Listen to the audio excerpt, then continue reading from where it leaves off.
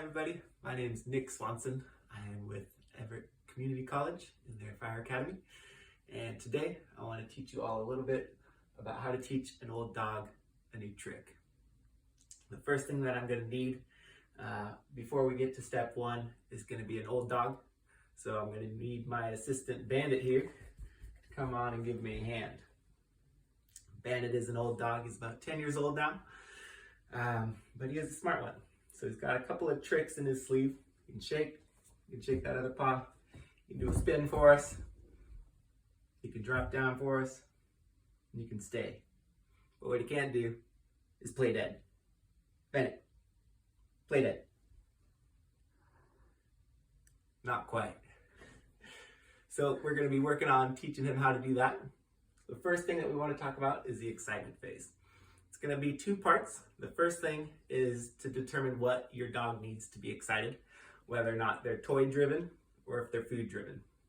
Now Bandit takes after me, and he's a little bit more food driven. Doesn't care too much about the ball. And so being food driven, that's going to be kind of his reward for the tricks. The other part about the excitement phase is when you're getting started to instruct a dog, you want to get him excited to learn.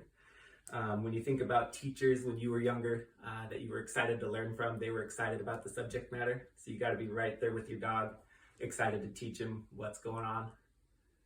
The second thing that we need to talk about is going to be the command. It should always be a short word. It shouldn't be a long drawn out sentence. And ideally with any dog, you just have to teach them or tell them the trick just one time.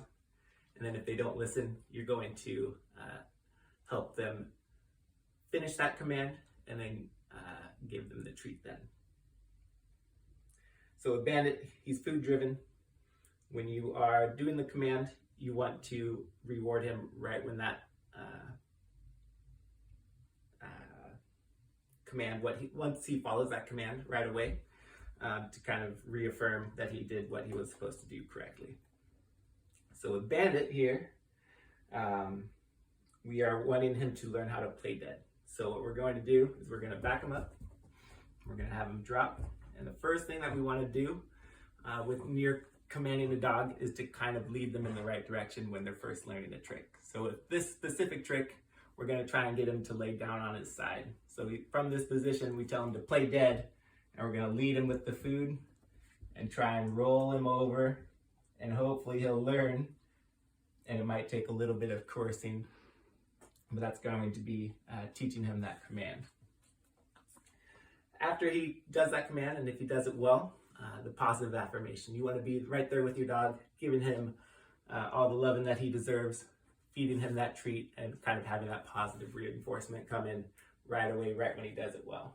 And then when it comes to learning tricks, it's really going to be dependent on repetition. You have to be patient with your dogs. Dogs are very smart, loyal creatures, but they do need a little bit of time to learn.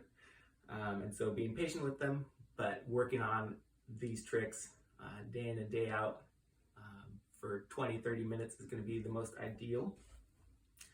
And then the last thing that you want to do is a break. Once you've got that dog into the excitement phase where they are ready to learn and they are, that is their mindset. Once you're done with that, you need to break them from learning. And so with Bandit, we can just tell him all done, and you know that he's done learning for that time being. Right now, I still got treats in my hand, so being the food-driven dog that he is, he's still ready to keep learning. So I can just be like, Bandit, play dead. And just like that, learning new tricks.